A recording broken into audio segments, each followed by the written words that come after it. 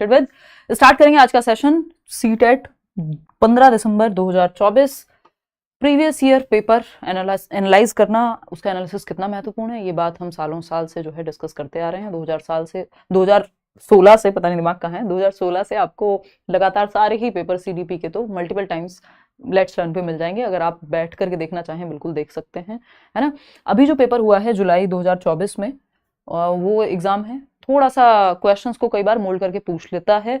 एक दो ही क्वेश्चन है ऐसे जिनमें आप फंसते हैं। अजर्शन और रीजनिंग के क्वेश्चंस होते हैं, हाँ 4-5, जिनमें थोड़ा सा दिक्कत आपको होती है। तो प्रॉपर पेपर को एनालाइज करेंगे, देखेंगे किस तरह से आ रहा है। सिलेबस में कोई परिवर्तन ऐसा सच है नहीं, और समझेंगे। 30 क्वेश्चन है, पेपर 2 है, पेपर 1 भी मैं किसी और दिन कराऊंगी। सिलेबस एकदम सेम है, तो चाहे आपका पेपर 1 हो चाहे पेपर 2 हो, आपको ये देखना ही देखना है। क्यों? क्योंकि सिलेबस एकदम सेम है।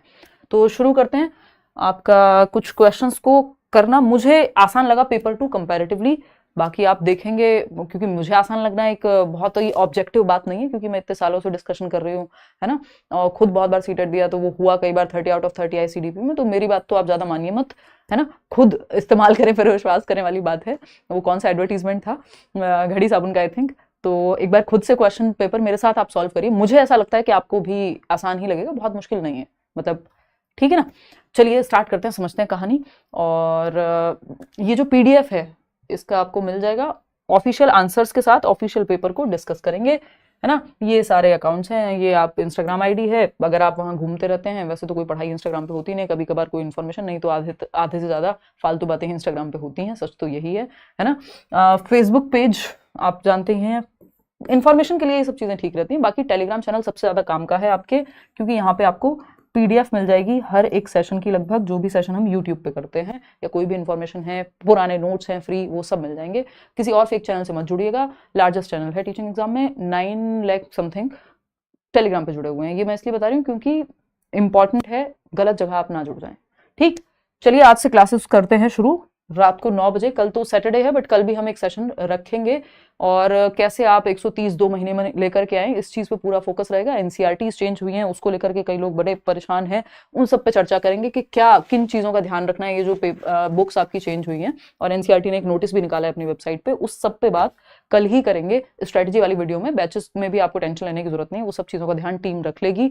बैच में अगर आप एनरोल होने की इच्छा रख रहे हैं, जो कि आपकी होनी चाहिए, अगर आपको कोई हेडेक नहीं चाहिए, इधर उधर से 6 जगह से नहीं पढ़ना है, एक जगह सब कुछ, expected question, mock test, notes, सारे टीचर्स, सारी क्लासेस, सब कुछ मिल जाए, तो आप करियरविल ऐप डाउनलोड करके एनरोल कर सकते हैं। ये सारी अभी डिस्काउंटेड फी है, ठीक। तो बाकी उदय सर ने आपको बता ही दिया है, उदय सर की क्लास भी हम कोशिश करेंगे डेली हो जाए टाइम पे। तो ये अभी बैच की फी है। चलिए खैर क्वेश्चन नंबर 1 पे आते हैं। 30 क्वेश्चन है हमारे पास करने के लिए और समझने के लिए प्रॉपर, ठीक जी मैडम। क्या हो गया? हिंदी में आ रहा है, अच्छा अब ठीक है। चलो पोल आपके सामने आएगा जैसा कि आता ही रहा है। फर्स्ट क्वेश्चन है, अ की कॉमनैलिटी इन पियाजे एंड वाइगोत्स्कीज थियरीज इज। तो पहला ही क्वेश्चन है, ये सब अगर आपने प्रॉपर पढ़ा है कभी भी मेरे साथ, या अभी आप हैं बैचेस में, आप देखेंगे जो क्वेश्चन आज पूछे जा रहे हैं ये जीवन भर से हम डिस्कस कर रहे हैं, क्योंकि टॉपिक अच्छे से करते हैं तो क्वेश्चन कैसा भी बन जाए क्लियर हो ही जाता है। तो क्वेश्चन नंबर 1 है, अ की कॉमनैलिटी, यानी ये मैं हमेशा डिस्कस करती हूँ कि डिफरेंसेस क्या है पियाजे और वाइगोत्स्की में, और कॉमन क्या है। कॉमन ये है कि कंस्ट्रक्टिविस्ट लोग हैं, रचनावादी हैं, बच्चे को एक्टिव रखने पे फोकस करते हैं, ठीक है ना। तो पियाजे और वाइगोत्स्की के सिद्धांतों में एक प्रमुख समानता पूछी हमसे। क्वेश्चन को ठीक से अगर पढ़ लिया तो आधा काम वहीं हो जाता है। समानता क्या है पियाजे और वाइगोत्स्की की थियोरी में? पहला ऑप्शन है, involvement and engagement of children in their own learning. बच्चों की स्वयं की शिक्षा में संलग्नता और जुड़ाव, यानी बच्चे एंगेज महसूस करें अपनी ही लर्निंग की प्रक्रिया में, वो एंगेज होकर के सीखें, यानी एक्टिव रहें। जहां बच्चा अपना सीधा सा फंडा है, जहां बच्चा एक्टिव है, वो ऑप्शन बेस्ट है। बाकियों से अगर जिस ऑप्शन में सबसे ज्यादा एक्टिव है बच्चा और बच्चे को कोई नुकसान नहीं हो रहा, उसको चोट नहीं लग रही एक्टिव होने से, तो वो ऑप्शन बेस्ट है। बाकी के 3 ऑप्शन चेक करेंगे। The role of culture in the cognitive processes, यानी कल्चर का क्या रोल है संज्ञानात्मक प्रक्रियाओं में, संस्कृति की क्या भूमिका है। देखिए संस्कृति की भूमिका पियाजे अलग मानते हैं और वाइगोत्स्की अलग मानते हैं, वाइगोत्स्की ज्यादा महत्वपूर्ण मानते हैं। आपके दिमाग के विकास में दोनों ही कॉग्निटिव डेवलपमेंट की थियोरी है, यानी आपके दिमाग के विकास की थियोरी है। कॉग्निशन मतलब जो भी काम दिमाग से हो, सोचना, समझना, तर्क करना, जो भी काम दिमाग से हो रहे हैं वो सब कॉग्निशन में आते हैं। क्वेश्चन नंबर 3 है, देयर व्यूज ऑफ रिलेशनशिप। तो यहां तो अंतर है, डिफरेंस है, समानता नहीं है। कल्चर पे पियाजे कुछ और कहेंगे, वाइगॉस्की कुछ और कहेंगे। पियाजे कम महत्व देते हैं, वाइगॉस्की ज्यादा महत्व दे रहे हैं संस्कृति को। Their views of relationship between language and thought, भाषा और विचार पे भी ये अलग सोचते हैं। वाइगॉस्की कहते हैं भाषा और विचार दोनों महत्वपूर्ण हैं, साथ साथ चलते हैं, फिर बाद में मर्ज हो जाते हैं, समानांतर चलते हैं, पैरेलली चलते हैं इनिशियल ईयर्स में, बाद में जाके मर्ज हो जाएंगे। वहीं पियाजे कहते हैं पहले विचार आता है फिर भाषा आती है, यानी thought comes before language. Thought not only comes before language but also decides it. ठीक है जी। Focus on stage like progression in children's development, इसमें भी ये अलग है कि पियाजे की भाषा में देखेंगे तो डेवलपमेंट डिसकंटिन्यूअस हो जाएगा, असतत हो जाएगा, क्योंकि स्टेजेस में होता है। 4 चरणों में बांटा है उन्होंने, जो कि आप जानते ही हैं, SPCF sensory motor, pre operational, concrete operational और फॉर्मल ऑपरेशनल। बिल्कुल छोटे छोटे फंडे आपको याद कराए हुए हैं, अभी नए जुड़े हैं तो हो जाएंगे, दिक्कत नहीं लेनी। तो SPCF, और अगर हम बात करते हैं यहां पर किस चीज की, वाइगॉस्की की, तो उन्होंने एक भी स्टेज नहीं दी है डेवलपमेंट की, तो वो तो डेवलपमेंट को कॉन्टिन्यूअस यानी सतत मानते हैं। वाइगॉस्की सतत कह रहे हैं, कॉन्टिन्यूअस कह रहे हैं डेवलपमेंट को, और पियाजे डिसकॉन्टिन्यूअस कह रहे हैं। तो दोनों में अंतर है। तो यहां भी अंतर, लैंग्वेज एंड थॉट में भी अंतर, कल्चर के रोल में भी अंतर, स्टेजेस में भी अंतर, लेकिन एक चीज में दोनों साथ जाते हैं, एक चीज पे दोनों अग्री करेंगे, एक चीज पे दोनों सहमत होंगे, पियाजे और वाइगॉस्की के, बच्चों की स्वयं की शिक्षा में संलग्नता और जुड़ाव, यानी बच्चे का सक्रिय होना कितना महत्वपूर्ण है, एक्टिव होना कितना महत्वपूर्ण है, बच्चे का नॉलेज को कंस्ट्रक्ट करना, ज्ञान की रचना करना कितना महत्वपूर्ण है। एक्टिव दोनों ही रखते हैं बच्चे को, क्यों? क्योंकि दोनों ही रचनावादी हैं। क्या है? दोनों रचनावादी हैं, पियाजे हों चाहे वाइगॉस्की हों।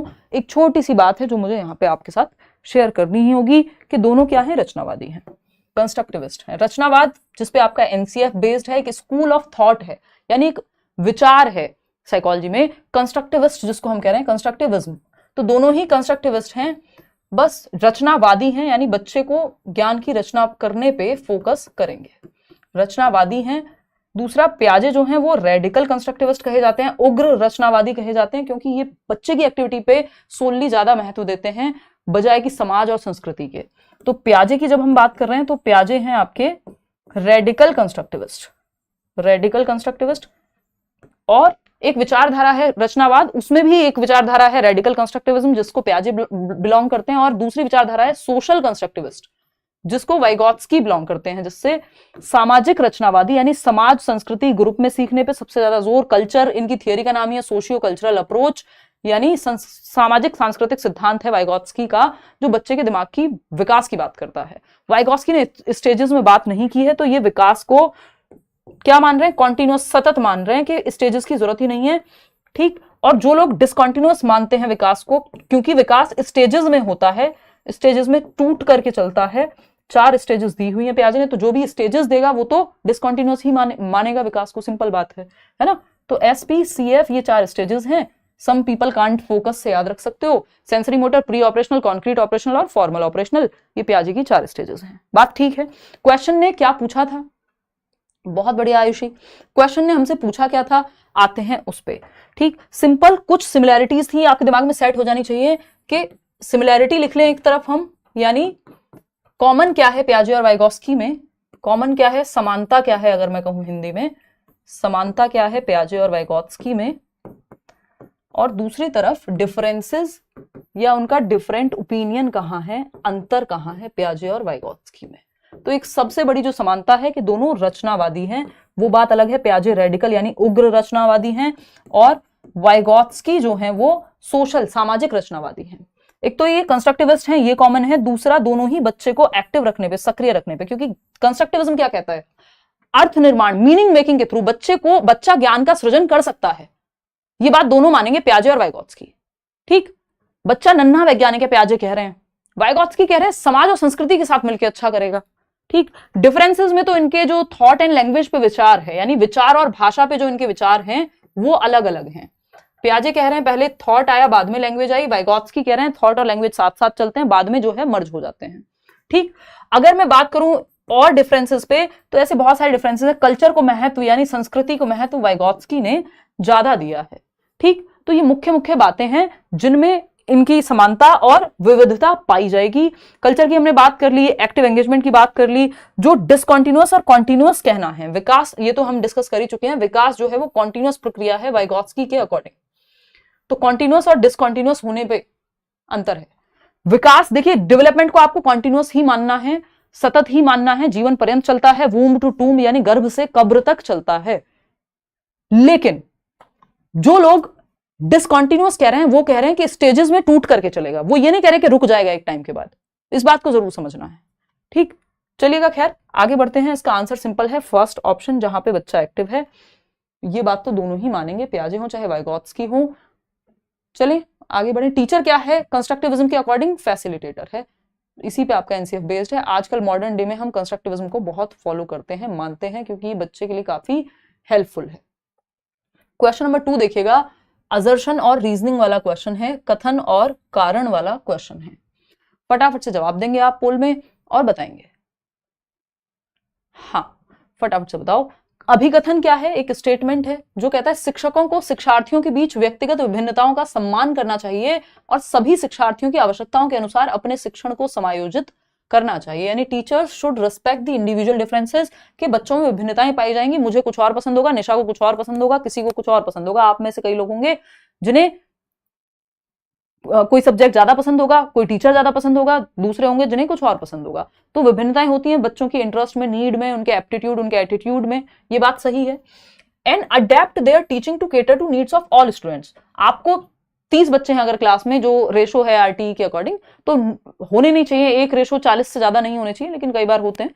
तो मान लीजिए 30-40 बच्चे हैं क्लास में, सबका इंटरेस्ट, एप्टीट्यूड, सीखने का तरीका, सीखने की speed, pace of learning different होगा। ये बात सही है, ट्रू है ये बात, कोई दिक्कत नहीं है। टीचर को सभी का ध्यान रखना है, धीमे सीखने वाले का भी, तेज सीखने वाले का भी। रीजन क्या है इसका? Collaborations, group works and interactions among students should be avoided while teaching a class of diverse learners. यानी शिक्षकों को विविध पृष्ठभूमि के शिक्षार्थियों को पढ़ाते समय उनके बीच सहयोग, समूह कार्य और बातचीत से बचना चाहिए। मतलब विविध पृष्ठभूमि के अलग अलग बच्चे हैं, अलग अलग घर में भाषाएं बोली जाती हैं, इंटरेस्ट है, एप्टीट्यूड है, इंडिविजुअल डिफरेंसेस हैं कुल मिलाकर के, तो इनको अवॉइड कर देना चाहिए। जब डाइवर्स क्लास मतलब विविधता वाले बच्चे हैं, तो वहां कोलैबोरेट ना कराएं, ग्रुप में ना सिखाएं। क्यों ना सिखाएं भाई? ग्रुप में तो बच्चा अच्छा सीखता है, तो ये तो गलत हो जाएगा। तो ये बात आपकी फॉल्स है। तो A is true but R is false. तो आर जब ठीक ही नहीं है, अब इसके लिए क्या चेक करें? इसमें 3 स्टेप होते हैं ए आर वाले क्वेश्चंस में। ये जो असर्शन, कथन, कारण वाले क्वेश्चंस होते हैं, इनमें 3 स्टेप होते हैं क्वेश्चन को सॉल्व करने के। सिंपल ए आर, आपको पहले देखना है क्या असर्शन राइट है कि रॉन्ग है, सही है कि गलत है, ये आपको पता करना होगा। फिर आप रीजन पढ़ते हैं इसका, फिर आप देखते हैं क्या ये स्टेटमेंट अपने आप में सही है या गलत है, तो वो पता करेंगे। फिर थर्ड स्टेप है कि क्या ये रीजन इस कथन के लिए सही है, क्या ये कारण इस असर्शन के लिए सही है ना? ऐसा हो सकता है कि दोनों आपस में अलग अलग सही हो बट एक दूसरे के लिए सही ना हो। समझ रहे हो ना बात? तो अगर हम बात करें यहां पे, तो फिर थर्ड स्टेप होता है क्या ये रीजन इस असर्शन के लिए ठीक है या नहीं। तो ये 3 स्टेप की प्रोसेस होती है इस क्वेश्चन को सॉल्व करने में, जिसमें से अगर पहला स्टेटमेंट गलत हो गया और दूसरा स्टेटमेंट गलत हो गया तो दोनों गलत हो गए। अब आपको पता है पहला ठीक है बट इसका रीजन ठीक नहीं है, इसके लिए रीजन अपने आप में गलत है, तो फिर ठीक है या नहीं चेक करने की जरूरत ही नहीं है। ठीक, तो यहां पे सिंपल है कि रीजन ही गलत हो गया, तो ए तो सही है बट आर फॉल्स है। Simple, A is true but R is false. बात ठीक है नहीं है? इतनी बात क्लियर है?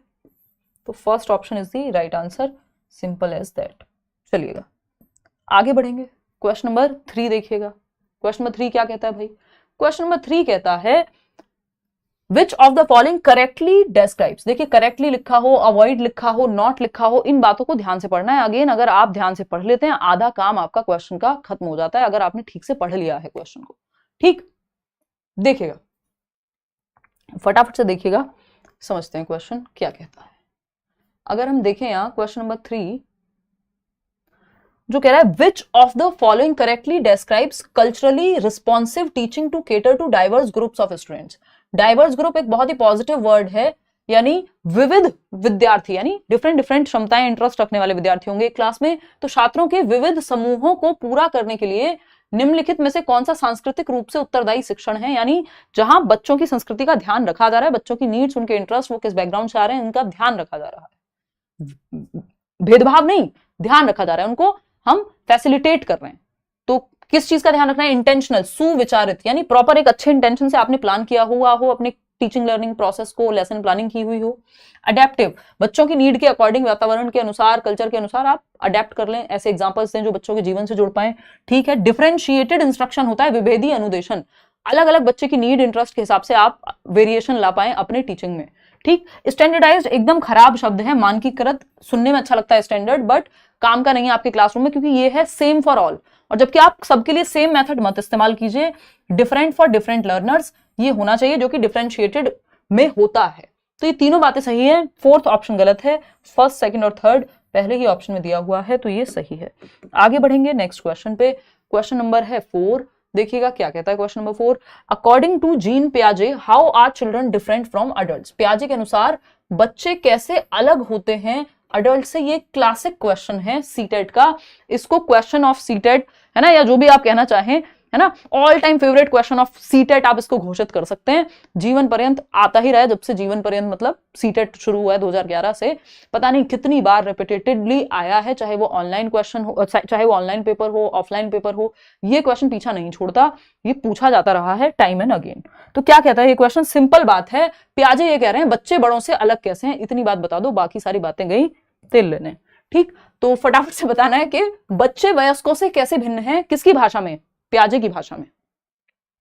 भैया पियाजे ये कह रहे हैं कि आप खुद पहचानो, फिर आगे बात करेंगे। पहला ऑप्शन है children's thinking is qualitatively different from that of adults, यानी बच्चों की सोच वयस्कों से गुणात्मक रूप से भिन्न होती है। बच्चे बड़ों से कैसे अलग हैं का यहाँ पे सिंपल मतलब है उनकी थिंकिंग प्रोसेस कैसे अलग है। ठीक, तो children's thinking is qualitatively different, बच्चों की जो सोच है, उनका चिंतन है, वो वयस्कों से गुणात्मकता में भिन्न है, क्वालिटी में डिफरेंट है। हमें क्या पता, अभी हम 3 ऑप्शन और पढ़ेंगे फिर बताएंगे आपको, है ना। सेकेंड ऑप्शन है children's thinking is quantitatively different from that of adults. कभी भी पहला ऑप्शन देख करके टिक मार के आगे नहीं बढ़ जाना है, क्योंकि बाकी के 3 ऑप्शन भी बहुत महत्वपूर्ण है, हो सकता है उससे बेहतर ऑप्शन कहीं अवेलेबल हो।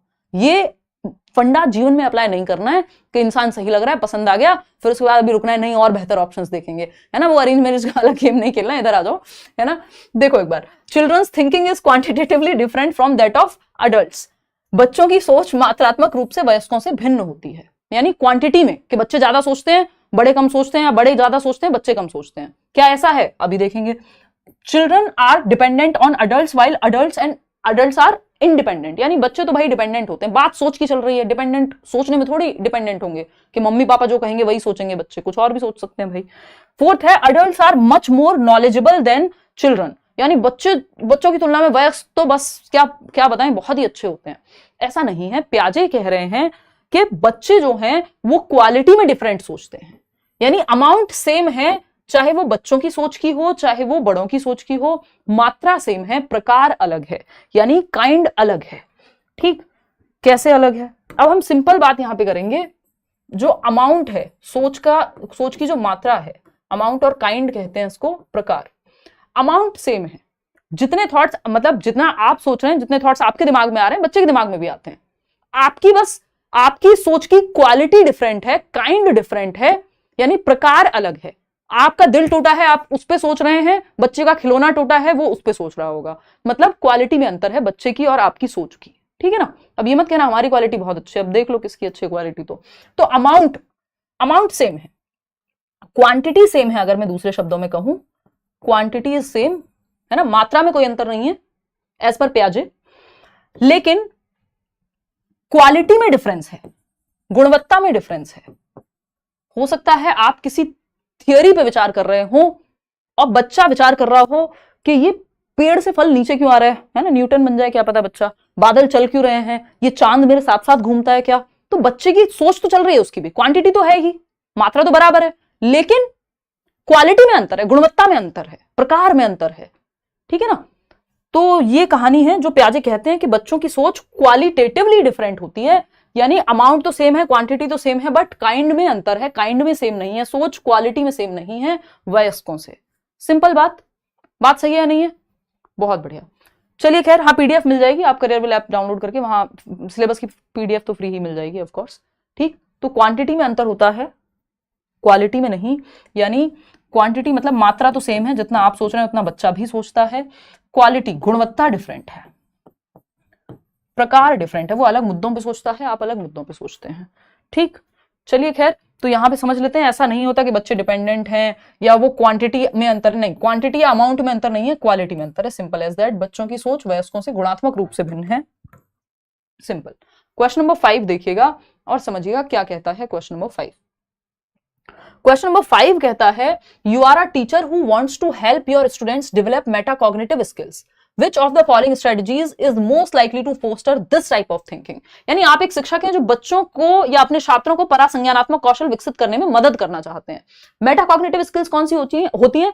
थिंकिंग बियॉन्ड थिंकिंग, रिफ्लेक्ट करना, प्लान करना, रिव्यू करना, यानी आपके दिमाग के थोड़ा खर्चा यहां पे होता है थिंकिंग प्रोसेस का। थिंकिंग बियॉन्ड थिंकिंग, ये मेटाकॉग्निशन है, परासंज्ञान, संज्ञान के परे जाकर के सोचना।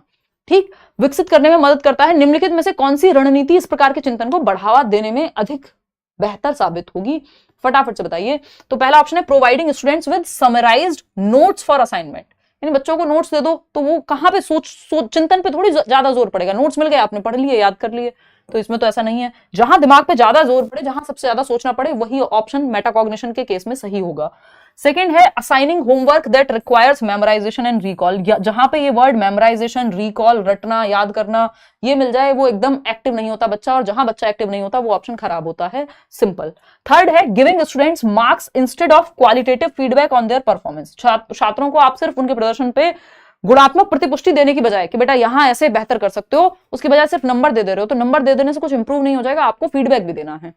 फिर आता है fourth option encouraging students to reflect on their own learning and thinking process, thinking about thinking, reviewing, reflecting, ये सब मेटाकॉग्निशन के स्टेप्स हैं। मैंने आपको नोट्स में भी दिए हुए हैं और जब हम डिस्कस करते हैं वहां पे भी ये बात हुई। आज मेटाकॉग्निशन भी ऐड कर लेना, वो टर्म्स वाले उसमें, है ना। एक टर्म्स की वीडियो हम बहुत दिन से प्लान कर रहे हैं, अलग एक पूरी सीरीज चलाने वाले थे, बट अभी सीटेट आ गया है तो कोशिश करेंगे कि लिमिटेड टाइम में बता दें। छात्रों को अपने स्वयं के सीखने और सोचने की प्रक्रिया पर विचार करने के लिए प्रोत्साहित करना, फोर्थ ऑप्शन हो गया। क्वेश्चन नंबर 6 देखिएगा, वाइगॉत्स्की के बारे में है सवाल। क्या कहता है? According to Lev Vygotsky, what is the relationship between language and thought, यानी वाइगॉत्स्की के अनुसार भाषा और विचार के बीच में क्या संबंध है। अब ये भाषा और विचार अपने आप में एक टॉपिक है आपका, 1 नंबर में पूछा जाता है। अब ये आपको प्याजे में भी पढ़ना है, ये अलग से भी पढ़ना है। प्याजे और वाइगॉत्स्की क्या कहते हैं लैंग्वेज एंड थॉट पे, ये सबसे ज्यादा पूछा जाता है। ठीक, तो लैंग्वेज एंड थॉट लेव वाइगॉत्स्की के ये दूसरे प्रकार का क्वेश्चन है, जो क्लासिक क्वेश्चन कह सकते हैं, सीटेट के one of the favourite questions में से ये आएगा। ये पीडीएफ मिल जाएगी आपको लेव विद आंसर्स टेलीग्राम पे। लेव वाइगॉत्स्की के अनुसार भाषा और विचार के बीच क्या संबंध है बताइए। तो अभी मैंने आपको थोड़ी देर पहले ही ये बताया था कि प्याजे क्या कहते हैं उसको लैंग्वेज एंड थॉट पे, और वाइगॉत्स्की क्या कहते हैं। पहला ऑप्शन है language and thought are independent of each other, ये तो बात वाइगॉत्स्की कहते हैं, और बाद में वो इंटर रिलेटेड हो जाते हैं, ये भी कहते हैं। तो ये इनिशियली तो ठीक लग रही है। Language and thought are complex interrelated processes of development, भाषा और विचार विकास की जटिल विनिमय प्रक्रियाएं हैं। Language does not shape thought, ऐसा नहीं है। लैंग्वेज थॉट शेप लैंग्वेज, ये तो प्याजे कह रहे हैं। एक बार को दोनों के साथ जाना है हमें कि दोनों किस बारे में मानेंगे। तो लेव वाइगॉत्स्की लिखा है यार, दोनों नहीं लिखा है, सिर्फ वाइगॉत्स्की देखना है हमको, सिर्फ वाइगॉत्स्की देखना है। तो language and thought are independent of each other, बात सही थी, लेकिन यहां पे ये भी लिखा होना चाहिए था इन दी इनिशियल स्टेजेस ऑफ लाइफ, जीवन के 2-3 साल, शुरुआती सालों में भाषा और विचार अलग अलग चलते हैं, पैरेलली समानांतर चलते हैं, बाद में मर्ज हो जाते हैं। तो यहाँ पे सेकंड ऑप्शन ही बनता है वैसे कि language and thought are complex interrelated processes of development, भाषा और विचार विकास की जटिल विनिमय प्रक्रिया है। कॉम्प्लेक्सली यानी जटिल रूप से आपस में जुड़ा हुआ है भाषा और विचार, भाषा मदद करती है विचार में, विचार मदद करता है भाषा में, दोनों इंटरमिंगल्ड हैं, इंटर रिलेटेड हैं, ऐसा वाइगॉत्स्की कहते हैं, मर्ज हो जाते हैं एक दूसरे में। पहले लैंग्वेज अलग चलती है, विचार अलग चलता है, फिर ये थॉट और लैंग्वेज मर्ज हो जाते हैं, कॉम्प्लेक्स है। तो सेकेंड ऑप्शन ही यहाँ सही है। आगे बढ़ेंगे नेक्स्ट क्वेश्चन पे। क्वेश्चन नंबर है 7। क्या कहता है क्वेश्चन नंबर 7? फटाफट से देखिएगा। क्वेश्चन नंबर 7 कहता है a teacher asks herself how can I provide experiences that require students to classify different types of objects in the environment and analyse their classification schemes, which intelligence is she using to try to promote in students. मतलब कौन सी intelligence को promote करना चाहती हैं teacher जब वो ये कह रही हैं कि ये गार्डनर की जो 8 प्रकार हैं बुद्धि के, उनसे क्वेश्चन है। गार्डनर से एक क्वेश्चन आता ही आता है, मल्टीपल इंटेलिजेंस, मल्टी डायमेंशनल भी कह देते हैं जिसको हम। तो एक शिक्षिका खुद से ये पूछ रही है कि मैं ऐसे अनुभव कैसे प्रदान करूं बच्चों को जिससे छात्रों में पर्यावरण के विभिन्न प्रकार की वस्तुओं को वर्गीकरण की क्षमता आ जाए।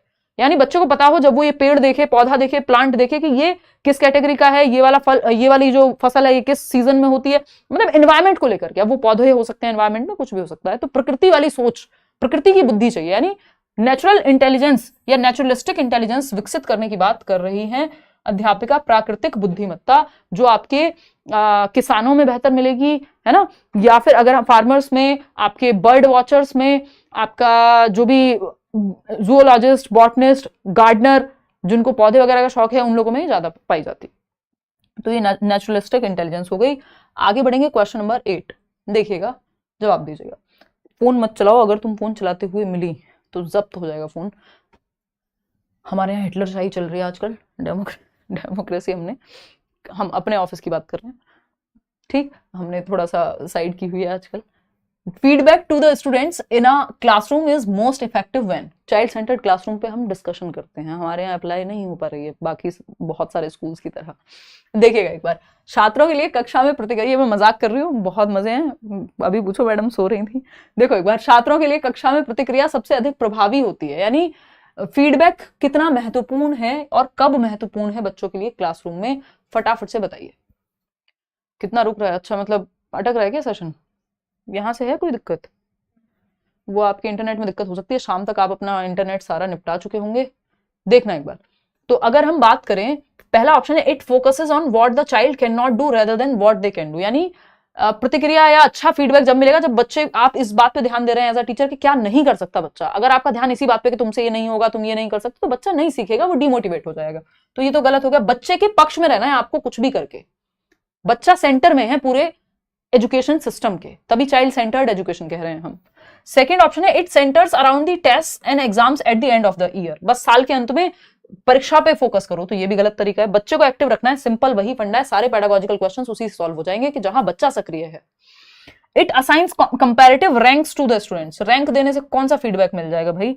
It occurs during as well as after the learning activity, तो फीडबैक वो बेस्ट है जो सीखने के दौरान और सीखने के बाद भी होता रहे, कि आप अभी सीख रहे हैं, आपको यही फीडबैक मिल जाएगा, कहां गलती कर रहे हैं, क्या पूछना चाह रहा है क्वेश्चन, आउट ऑफ कितने क्वेश्चन सही हुए कितने गलत हुए वो अंत में पता लग जाएगा। तो फीडबैक साथ साथ मिल रहा है, जब लर्निंग हो रही है तब भी, और जब लर्निंग खत्म हो गई है, वो चैप्टर खत्म हो गया तब भी, लर्निंग एक्टिविटी के बाद भी और साथ भी, ड्यूरिंग, जिसको हम असेसमेंट फॉर लर्निंग कहते हैं एक तरह से।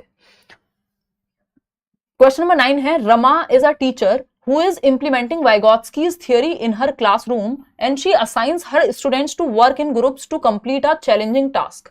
तो रमा एक टीचर हैं जो वाइगॉस्की की थियोरी को फॉलो करती हैं। वाइगॉस्की की थियोरी क्या कहती है, ग्रुप में सिखाइए, है ना, सोसाइटी के साथ सिखाइए। तो इन्होंने क्या किया है, बच्चों को ग्रुप वर्क असाइन कर दिया है जिसमें बच्चे कोई एक टास्क कर रहे हैं ग्रुप में।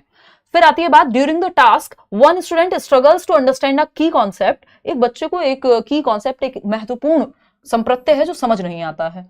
What would be the most effective way for Rama to help this students? एक बच्चे को कॉन्सेप्ट समझ नहीं आया, अब इस बच्चे को मदद करने के लिए रमा क्या करे बेस्ट। तो पहला ऑप्शन, रमा एक टीचर है, ठीक। पहला है assign a different task to the students, that is आपको अपने आप को रमा की जगह रख के देखना है, क्योंकि आप भी टीचर ही बनने वाले हैं, कई लोग पढ़ा रहे होंगे ऑलरेडी प्राइवेट स्कूल्स में, ठीक। तो अगर हम देखें, एक टास्क दे देंगे बच्चों को जिसमें that is better suited to her abilities, छात्र को एक ऐसा काम दे दें जो उसकी योग्यता के अनुकूल हो, लेकिन बच्चा जहां अटक रहा है उसमें भी तो सॉल्यूशन देना है। ये थोड़ी कि मुझे आता है क्लास 6 का तो आप कक्षा 6 के सवाल दे दो, 7वीं में मैं हूं और वहां मुझे समझ नहीं आ रहा तो आप कहो बेटा तुम 6ठी का काम कर लो, तो वो गलत हो जाएगा। जहां दिक्कत है वो सीखना है ना, ये थोड़ी कि जो आता है उसको वही दे दो काम, फिर जहां डाउट है वहां तो सॉल्व नहीं हो पाएगा। फिर सेकेंड है work through the problem with the student and providing guidance and feedback as needed while involving with other group members, यानी छात्र के साथ समस्या पर काम करें और समूह के अन्य सदस्यों को शामिल करते हुए आवश्यकता अनुसार मार्गदर्शन और प्रतिपुष्टि प्रदान करें। ठीक है भाई, समस्या पर काम कर सकते हैं छात्र के साथ। और ऑप्शन देख लेते हैं, provide the student with the answer to the problem so the group can move on, यानी बच्चे को सीधा आंसर बता दो कि ग्रुप आगे बढ़ सके। नहीं, आपको तो हर बच्चे का ध्यान रखना है, डिफरेंशिएटेड इंस्ट्रक्शन, तभी तो कह रहे हैं हम विभेदी अनुदेशन। फोर्थ ऑप्शन है encourage the student to try to solve the problem on her own, यानी आप बच्चे को क्या करेंगे, एनकरेज करेंगे कि भैया अपनी समस्या खुद से समझाओ, इधर उधर की बात ना करो, सिंपल बात। ये कौन है जो जॉ लाइन अच्छी है की बातें कर रहा है? ज्योति पढ़ लो, पढ़, पेपर में जॉ लाइन नहीं पूछी जाएगी, वो भी मेरी है। पेपर में इतने भी दिन नहीं है, 5 महीने नहीं दिए सीटेट ने इस बार। हरकतें देखो, क्यूट हरकतें हैं वैसे आप लोगों की। ये तो मैं एक्टिंग करती हूँ, मुझे गुस्सा आता ही नहीं आप लोगों की हरकतों पे आसानी से। देखो एक बार, बहुत बढ़िया, बी होगा इनोसेंट कह रहे हैं। नाम तो आप लोग के इतने बढ़िया बढ़िया हैं, बस लवली निकिता, खुद से ही निकिता ने कहा मैं लवली हूं, आज से नाम लिखा जाएगा लवली निकिता, बात खत्म। क्यूट निशा, ठीक है, तुम्हारा भी यूजर नेम यही होना चाहिए, है ना, पापा की परी निशा।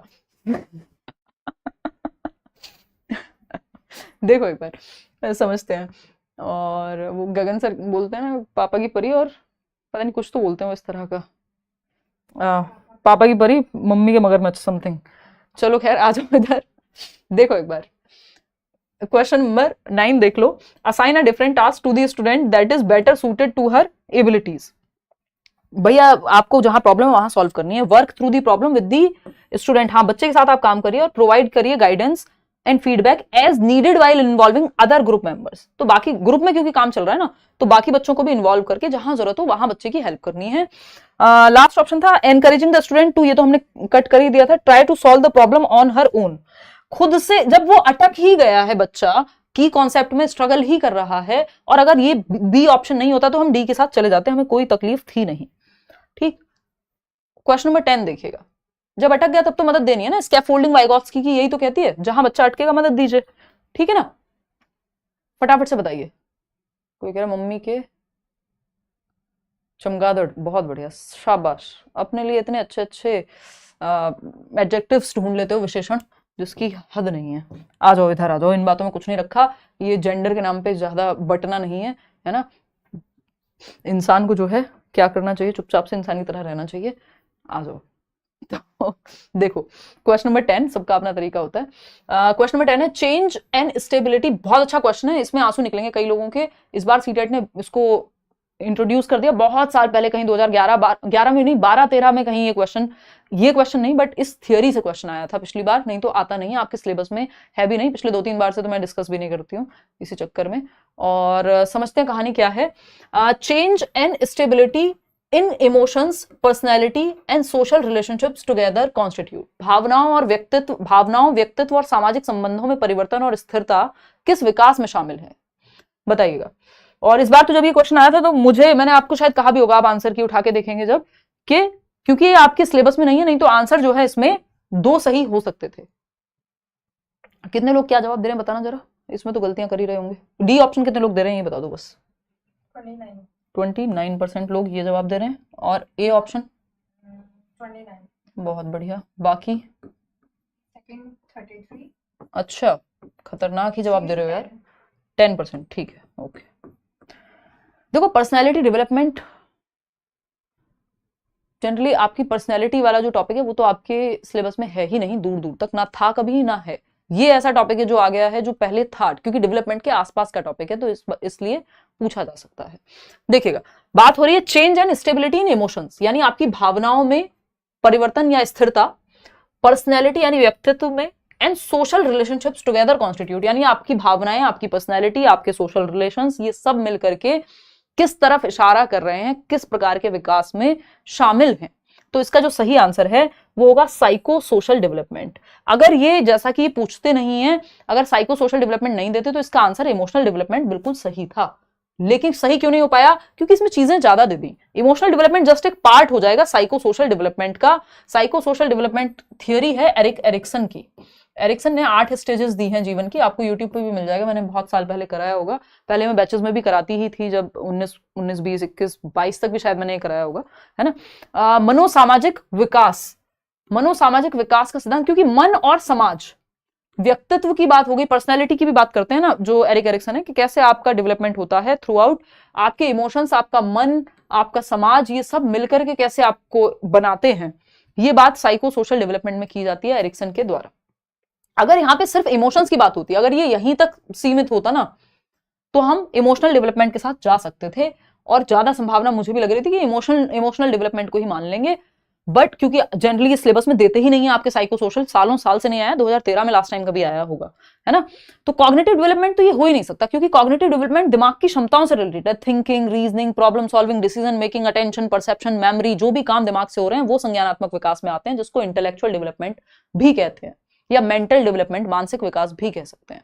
तो उसकी तो बात ही नहीं हो रही है। जब भी कॉग्निटिव पूछेगा तो थिंकिंग पे जरूर जोर डालेगा। पर्सनैलिटी डेवलपमेंट एज सच यहाँ पे आपके टॉपिक मतलब दूर दूर तक सिलेबस में नहीं है, ये तो फिर भी बन जाता है सिलेबस में, क्योंकि डेवलपमेंट से ही रिलेटेड है। तो मनोसामाजिक विकास यहाँ पे सही उत्तर होगा। और इमोशनल डेवलपमेंट की जब हम बात कर रहे हैं, तो इमोशंस, जनरली इमोशंस का चेंज होना, फीलिंग्स का चेंज होना, है ना। सिर्फ इमोशंस पे फोकस्ड होता अगर ये क्वेश्चन, जैसा कि मैंने बताया, सिर्फ यहीं तक अगर होता, change and stability in emotions and social relationships, फिर भी मान लेते, लेकिन personality and social relationships together constitute, यानी आपके इमोशंस में चेंजेस आपके एनवायरमेंट की वजह से, आपके सोशल रिलेशनशिप्स में, आपकी पर्सनैलिटी में, सेल्फ जिसको हम कह रहे हैं, इन सब में जब परिवर्तन होते हैं तो ये साइको सोशल डेवलपमेंट के तहत आता है। क्या ओवरऑल आपकी 8 स्टेजेस दी हैं एरिक एरिक्सन ने। उन्होंने कहा है हर एक स्टेज पे कुछ चैलेंजेस हैं, आपके इमोशंस, आपकी पर्सनैलिटी, आपके सोशल रिलेशनशिप्स, आसपास सब मिलकर के आप में परिवर्तन लाते हैं। ट्रस्ट वर्सेस मिसट्रस्ट, ये थियरी है अपने आप में, तो ये इन्होंने थियरी से ही डायरेक्ट क्वेश्चन पूछ लिया, इसमें मैं और आप कुछ कर नहीं पाएंगे। मन और समाज मिलकर के कैसे हमारी पर्सनालिटी या हमारा विकास कैसे होता है, ये बात एरिक एरिक्सन करते हैं, जिनकी थियरी से ये क्वेश्चन है। 8 स्टेजेस उन्होंने दी हैं एरिक्सन ने। तो ये क्वेश्चन हम कहेंगे कि हाँ, ये थोड़ा सा इन्होंने हटके पूछ लिया, क्योंकि इन्होंने पर्सनैलिटी की बात कर दी, क्योंकि इन्होंने समाज की बात कर दी, तो हमें मनोसामाजिक के साथ जाना पड़ेगा, नहीं तो सिर्फ भावनात्मक के साथ जा सकते थे अगर इमोशंस, फीलिंग्स, इमोशंस को मैनेज करने की बात कही होती तो। ठीक, ये out of the box question आ गया, इस बार मैं ये थियरी करा के चलूंगी, यूट्यूब पे तो बहुत पहले से कराई हुई है। तो क्वेश्चन नंबर 1, आगे बढ़ते हैं क्वेश्चन नंबर 11 पे। क्वेश्चन नंबर 11 क्या कहता है, तो एक आध क्वेश्चन ऐसा आजकल देते हैं लोग। Constructivist teaching leads to dash learning by students, यानी रचनावादी शिक्षण विद्यार्थियों को डैश अधिगम की ओर ले जाता है। रचनावादी मतलब जहां ज्ञान की रचना होती है, बच्चा एक्टिव है। पियाजे वाइगोस्की याद कर लीजिए, अभी बताया था सोशल कंस्ट्रक्टिविस्ट है वाइगोस्की और रेडिकल कंस्ट्रक्टिविस्ट है उग्र रचनावादी पियाजे। आपके फटाफट से बताइएगा क्या जवाब सही होगा। Constructivist teaching leads to what, rote learning? नहीं भाई, ये तो सिंपल बच्चे को एक्टिव रखने पे फोकस करेंगे, ये बात हम कर चुके हैं आज सेशन में पूरे टाइम, क्योंकि कंस्ट्रक्टिविज्म मिला करके कम से कम 5-6 क्वेश्चन कंस्ट्रक्टिविज्म से आ जाएंगे, जिसमें पियाजे वाइगोस्की कंस्ट्रक्टिविज्म सब शामिल है। बच्चे को एक्टिव रखना, एक्टिव कहां है? रटने में एक्टिव होगा? नहीं, रटंत विद्या चलंत नहीं। ठीक, रिसेप्टिव रखने में, ग्रहणशील रखो सिर्फ, तो बच्चे को एक्टिव भी तो रखना है, सिर्फ ग्रहण करने की स्थिति में थोड़ी रहेगा वो। Discovery, yes, discovery learning by students, रचनावादी शिक्षण वहां होगा जहां बच्चा खोज आधारित अधिगम कर रहा होगा। 4 ऑप्शन में जो सबसे ज्यादा एक्टिव है वो ऑप्शन सही है। बच्चा जहां एक्टिव है, बच्चा जहां सक्रिय है, जहां बच्चा लर्निंग बाय डूइंग करके सीख रहा है, तो डिस्कवरी में वो करेगा। डिस्कवरी लर्निंग की बात की है आपके जेरोम ब्रूनर ने, वो कहते हैं कि हम खोज करके, एक्टिविटी करके सीखें, सिंपल बात। मीनिंगलेस नहीं, मीनिंगलेस होगी तो क्यों सीखेगा भाई, 3rd ऑप्शन सही हो गया। आगे बढ़ेंगे क्वेश्चन नंबर 12 पर। प्रोग्रेसिव एजुकेशन की बात हो रही है, जिसकी बात जॉन डूई करते हैं। In progressive education children are perceived as, progressive education child centred education, यानी प्रगतिशील एवं, अगर हम बात करें आपकी बाल केंद्रित शिक्षा। प्रोग्रेसिव एजुकेशन की बात इन्होंने शिकागो में स्कूल्स खोले थे 20th सेंचुरी के स्टार्टिंग में, जॉन डूई और उनकी वाइफ ने मिलकर के, जहां पे सेंटर में बच्चा था, एक्टिविटी करना, सोशल लर्निंग, ग्रुप में सीखना, सोसाइटी, एजुकेशन फॉर लाइफ करके एक स्टेटमेंट दिया है जॉन डूई ने कि जीवन के लिए शिक्षा, जिसका मतलब क्या है, एक तो ये बात करते हैं प्रेजेंट के लिए सिखाना, सोशल प्रॉब्लम सॉल्व हो, और वर्तमान के लिए सिखाना, रियल लाइफ की प्रॉब्लम्स रिजॉल्व हो पाए, है ना, उसके लिए सिखाना। देखिएगा तो प्रगतिशील शिक्षा बच्चों को किस तरह देखता है, तो बच्चों को एक्टिव देखेगा। नॉलेजेबल एंड मीनिंग मेकर्स, बिल्कुल अर्थ निर्माण करने वाले, ज्ञानवर्धक हैं बच्चे, ठीक है। Vulnerable in need of protection, कमजोर हैं, प्रोटेक्शन की जरूरत है, नहीं, हम बच्चे को एक्टिव रखते हैं, बिल्कुल सुपर मारियो है, उछलता हुआ जाता है बच्चा, सारे काम कर लेता है, सारी स्टेजेस पार कर लेता है, बच्चा हमारे लिए इंपॉर्टेंट है, बच्चा भगवान है, बिल्कुल। इनोसेंट एंड डिपेंडेंट, डिपेंडेंट नहीं। Compliant and capable of only consuming knowledge, यानी बस उसको तो बेचारे को ज्ञान भर दो उसके दिमाग में, बच्चों को एक्टिव रखना है, सिंपल बात। नॉलेजेबल है और मीनिंग मेकर है, अर्थ निर्माण करता है बच्चा, सीखता है अपनी एज के अकॉर्डिंग। डिपेंडेबल ये मत कह देना हाँ वो हम पे तो डिपेंडेबल है, फीस तो माँ बाप ही देते हैं, वो वाला डिपेंडेबल नहीं, आपको ज्ञान की दृष्टि से देखना है। तो ज्ञान का सृजन करने में, यानी नॉलेज क्रिएट करने में, कंस्ट्रक्ट करने में बच्चा एक्टिव रोल प्ले करेगा। First option is the right answer. आगे बढ़ेंगे क्वेश्चन नंबर 13, देखिएगा ये क्या कहता है। क्वेश्चन नंबर 13 कहता है, जीन प्याजे के बारे में कुछ तो बात हो रही है। जीन प्याजे से आप देख रहे हैं कितने क्वेश्चन, मुझे लग रहा है इस बार तो 7-8 क्वेश्चन जो है प्याजे और कंस्ट्रक्टिविज्म से आ गए, जनरली 5-6 तक नंबर रहता है इसका। Jean Piaget's theory of cognitive development implicates, Jean प्याजे का संज्ञानात्मक विकास का सिद्धांत क्या बताता है? तो पहला ऑप्शन है curriculum should be designed keeping children's age group and stage in mind. ये पता नहीं हम कब से डिस्कस करते आ रहे हैं कि आज की डेट में जो करिकुलम है वो डिसाइड होना चाहिए। प्याजे क्यों एज की बात कर रहे हैं, स्टेज की बात कर रहे हैं, कि जिस स्टेज का बच्चा है, अगर 7 से 11 वर्ष में है, कॉन्क्रीट ऑपरेशनल स्टेज में है, तो उस तरह का करिकुलम उसके लिए डिजाइन कराइए, उस तरह का सिलेबस होना चाहिए जो उसके दिमाग के अनुरूप हो कि किस स्टेज में वो है डेवलपमेंट की। इसीलिए हम डेवलपमेंट पढ़ते और पढ़ाते हैं कि हमें पता हो किस बच्चे के लिए क्या चीज किस उम्र में। हम क्यों कह रहे हैं कि भाई 6 साल का बच्चा पहली क्लास में हो, अब हमें पता होगा कि वो प्री ऑपरेशनल स्टेज में है, तो उसको इस तरह की चीजें, इस तरह की एक्टिविटीज, इस तरह का सिलेबस डिजाइन करके दें। यही बात प्याजे कह रहे हैं। बात तो सही है, फिर भी चारों ऑप्शन हमें पढ़ने हैं। पहला ऑप्शन देख के ही सीधा जवाब नहीं दे देना है। सेकेंड ऑप्शन है focus of teaching should be the outcome of the activity instead of the process of thinking. यानी शिक्षण का बल गतिविधि के परिणाम पे होना चाहिए कि नंबर कितने आए, जबकि आपको रिजल्ट पे फोकस नहीं करना, एक्टिविटी पे फोकस करना है। तो ये तो हो गया गलत, बच्चे की एक्टिविटी पे फोकस करेंगे प्याजे, ना कि नंबर पे। थर्ड है behaviour should be conditioned. Conditioning से तो दूर भाग रहे हैं, ये एकदम नेगेटिव मिलेगा। जहां भी ऑप्शन में आपको कंडीशनिंग दिख जाए, कंडीशनिंग मतलब क्या है, अनुकूलन है, यानी आदत डलवा दी आपने, 2 एकम 2 2 दूनी 4, मतलब आदत बेस्ड है कंडीशनिंग, और कंडीशनिंग से हम अभी बचते हैं आपके करिकुलम में। कॉन्सेप्ट्स, इसमें कुछ थियरीज भी हैं, लर्निंग थियरीज, जो आपको नहीं करनी होती, सिलेबस में नहीं है।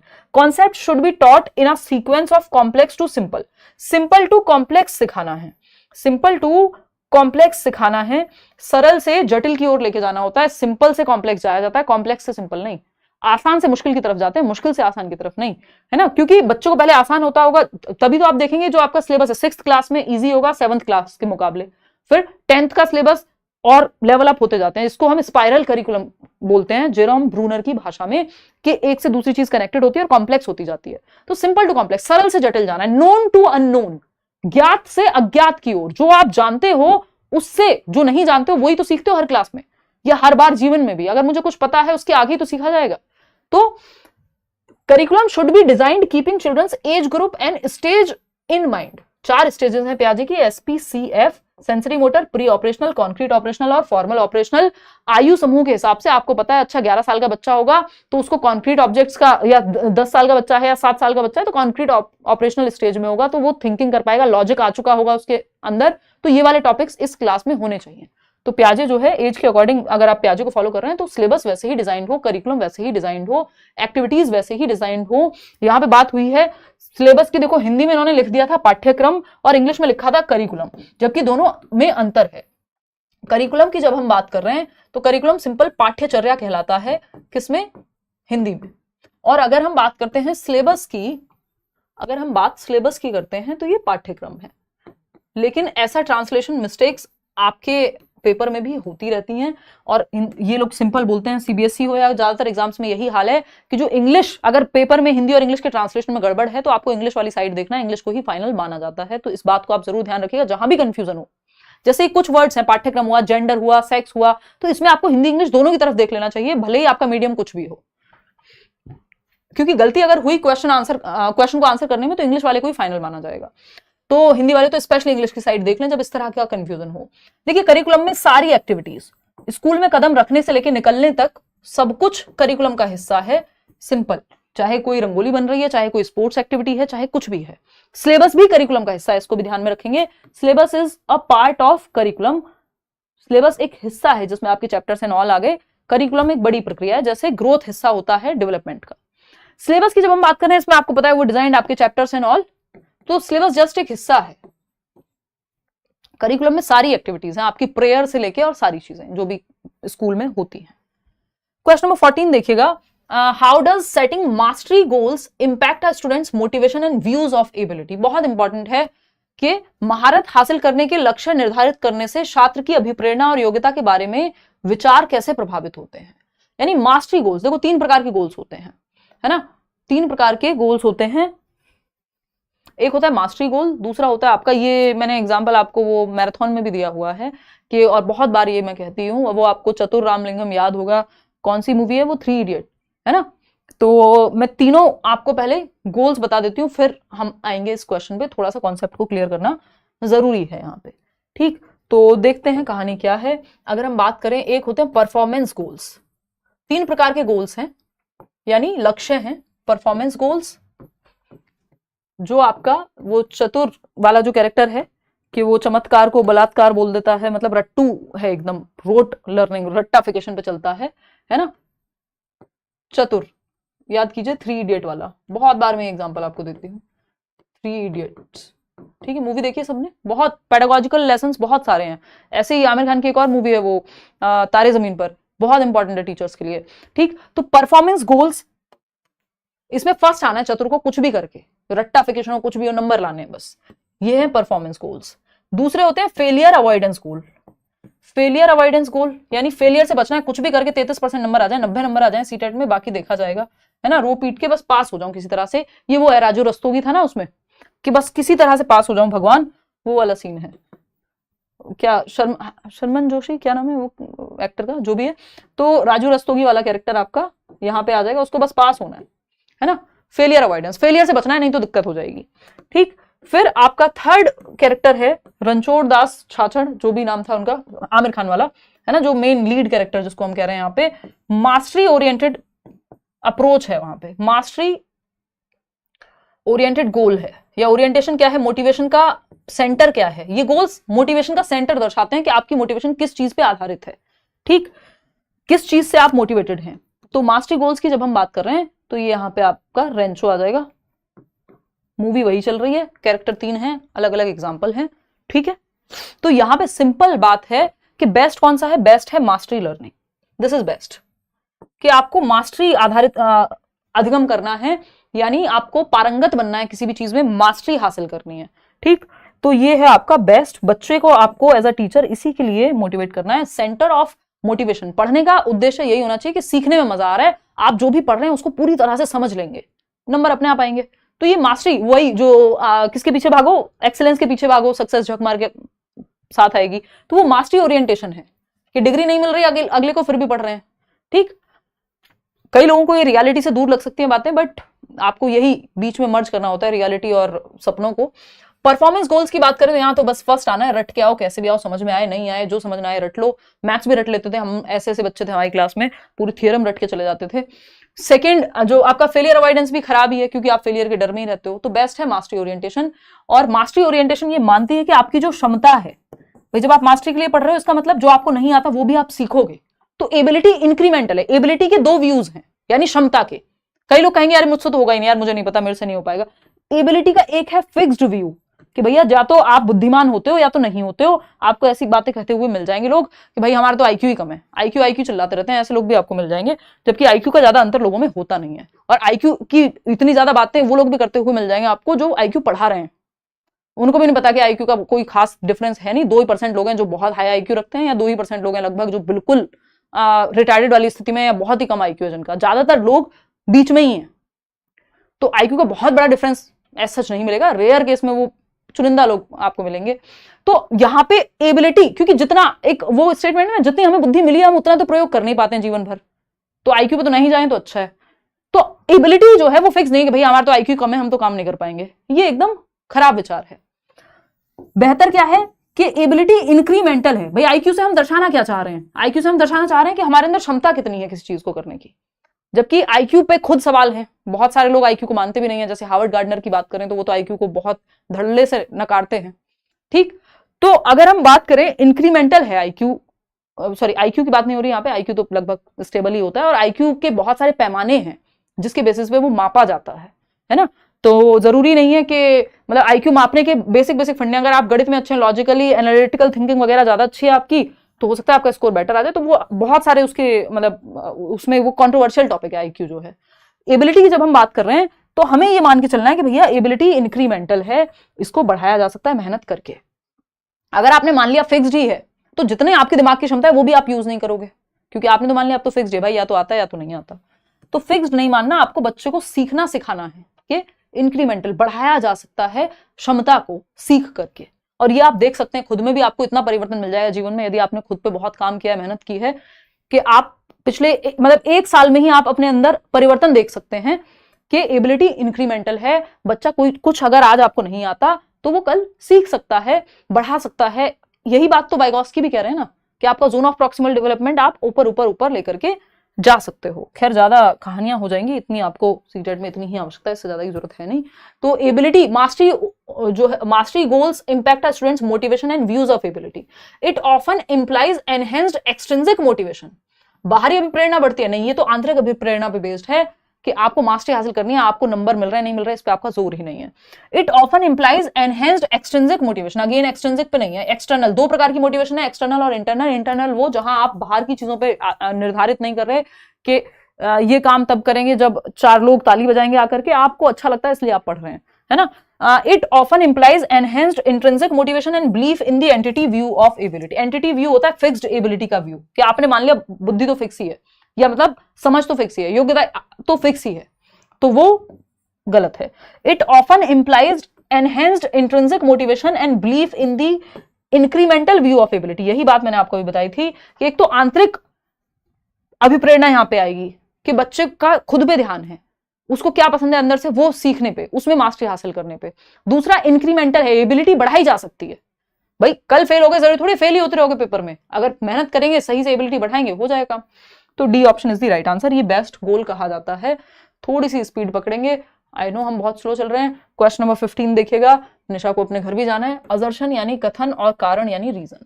असर्शन क्या है? During adolescence the pressure to conform to gender expectations and follow conventions of femininity और मस्कुलिनिटी इंक्रीजेस। किशोरावस्था के दौरान जेंडर अपेक्षाओं के अनुरूप स्त्रीत्व या पुरुषत्व की परंपराओं का पालन करने के लिए दबाव बढ़ जाता है। यानी जैसे आप टीन एज में आते हैं तो मेल और फीमेल आपके घर वाले कहने लगते हैं अरे भाई अब बड़े हो गए हो, तुम ऐसे चला करो, तुम लड़की हो तो ऐसे रहा करो, लड़के हो तो फलाना ढिमकाना, 4 तरह की बातें। समाज का प्रेशर बढ़ जाता है जैसे ही आप टीन एज में आते हैं, प्यूबर्टी हिट करती है कि लड़की हो तो ऐसे पहनो, ऐसे रहो, बड़े हो गए हो, बड़ी हो गई हो, वॉटेवर। ये बात सच है कि फेमिनिटी और मस्क्यूलिनिटी, लड़कियों को बाहर खेलने नहीं दिया जाता, बहुत सारी चीजें होने लगती हैं। जब बच्चे हो तो बच्चे की तरह चल जाता काम। तो मस्क्यूलिनिटी और फेमिनिटी यानी जो जेंडर रोल्स हैं उनमें ढालने की कोशिश समाज ज्यादा करता है, प्रेशराइज करता है इस उम्र में आके। ये बात ट्रू है। इसका रीजन क्या है? Gender and gender roles are determined biologically, यानी जेंडर और जेंडर भूमिकाएं जैविक रूप से निर्धारित होती हैं। यानी ये निर्धारित हो गया कि आप क्या कपड़े पहनेंगी आपके जन्म से ही, बायोलॉजिकली। ये कोई बायोलॉजिकल कॉन्सेप्ट नहीं है, ये समाज का कॉन्सेप्ट है। लड़कियां भारत में अलग तरह के कपड़े पहन रही होंगी, अमेरिका में अलग पहन रही होंगी, यूरोप में अलग पहन रही होंगी। तो ये तो गड़बड़ हो गया मामला। ये क्या है? बायोलॉजिकली नहीं है। बायोलॉजिकल सेक्स होता है कि आपके बायोलॉजिकल अंतर है। लड़कियां या फीमेल्स जन्म दे सकती हैं बच्चे को, ये बायोलॉजिकल एस्पेक्ट है। झाड़ू कोई भी लगा सकता है, ये कैसा एस्पेक्ट है? वो सोशल रोल है, जेंडर रोल है, समाज ने बनाया है। तो जेंडर सोशल कंस्ट्रक्ट है, सामाजिक संरचना है, समाज के द्वारा बनाई गई है। 1 नंबर का कॉन्सेप्ट है आपके सिलेबस में, डिस्कस करेंगे। वहीं सेक्स बायोलॉजिकल है, जेंडर सोशल है। ठीक है, GS से याद रख लिया करो, ये तो 1 नंबर में आता ही आता है, 1 नंबर में आता ही आता है। GS यानी जेंडर सोशल कॉन्सेप्ट है और आपका सेक्स जो है वो बायोलॉजिकल कॉन्सेप्ट है, SB। ठीक, सिंपल। वैसे GS याद रख लोगे, अपने आप समझ आया कि जेंडर जो है वो सामाजिक कंस्ट्रक्ट है और फिर सेक्स क्या बचा? बायोलॉजिकली बचा दूसरा ऑप्शन। ठीक, चलिएगा। खैर, तो यहाँ पे ये बात कहना एकदम गलत होगा कि जेंडर और जेंडर रोल बायोलॉजिकली डिटरमाइन होते हैं, सुनिश्चित होते हैं। नहीं, समाज बनाता है ना। वो सिमोन दे बुआ का कोट है, बहुत बार हम डिस्कस करते हैं बैचेस में भी, कि a woman is not born, it is made by the society. एक तरह से, है ना, महिला पैदा नहीं होती, समाज बनाता है। तो ए क्या है? A is true but R is false. बिल्कुल सही है, परफेक्ट। जब हम जेंडर पढ़ते हैं तो इस कोर्स से शुरुआत करते हैं 2019 से ही। चलिए खैर आगे बढ़ते हैं, समझते हैं। क्वेश्चन नंबर 16 पे जाते हैं। क्वेश्चन नंबर 16 देखिएगा, समझेंगे। क्वेश्चन नंबर 16 यानी असर्शन यानी कथन और रीजन क्या है? कारण। Teachers should encourage debates, discussions and collaborations among students. शिक्षकों को विद्यार्थियों के बीच बहस, चर्चा और सहयोग को प्रोत्साहित करना चाहिए। हाँ, डिबेट, डिस्कशन। कुछ लोग डिबेट में क्या होता है, एक पार्टी प्रो में होती है किसी चीज के, दूसरी जो है कॉन में होगी, या पॉजिटिव और नेगेटिव दोनों ही एस्पेक्ट लेकर के चलते हैं। ट्रू, बच्चों को आप ग्रुप में एक्टिविटी कराइए, बच्चा एक्टिव है। रीजन क्या है? Knowledge production is inactive process and engagement in group activities hinders meaningful learning. कि भैया नॉलेज तो जो है एक निष्क्रिय प्रक्रिया है, समूह में तो बिल्कुल भी एक्टिव मत कराओ, बच्चे को तो इनएक्टिव रखो। तो ये तो बच्चे को पैसिव कर दिया। जहां बच्चा निष्क्रिय वहां अधिगम या वो आंसर कभी पॉजिटिव हो ही नहीं सकता, तो ये तो गलत हो गया। A is true but R is false, तो ये बात सही है। आगे बढ़ेंगे। नेक्स्ट है आपका क्वेश्चन नंबर 17। क्या कहता है भाई ये? क्वेश्चन नंबर 17 कहता है which of the following hinders, यानी रुकावट बनता है, या बैरियर लिखा हो, हिंडर लिखा हो, नॉट लिखा हो, ध्यान से पढ़ना है ऐसे क्वेश्चंस को। विच of the following hinders the participation of students with visual impairment in classroom. यानी वो बच्चा जो दृष्टिबाधित है, जिसको देखने में समस्या है, उसके लिए कौन सी एक बात प्रॉब्लम बनेगी सीखने में?